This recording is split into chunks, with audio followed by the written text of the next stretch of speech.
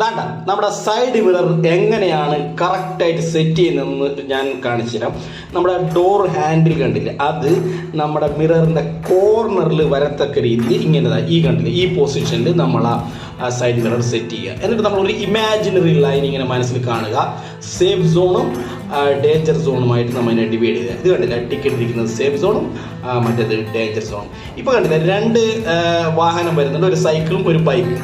ആ cycle safe സോണിലാണ്, bike danger സോണിലാണ്.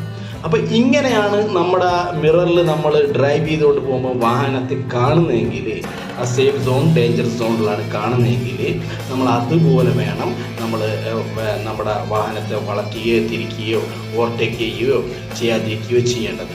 ഇപ്പം നിങ്ങൾക്കൊരു ഐഡിയ കിട്ടിയില്ലേ?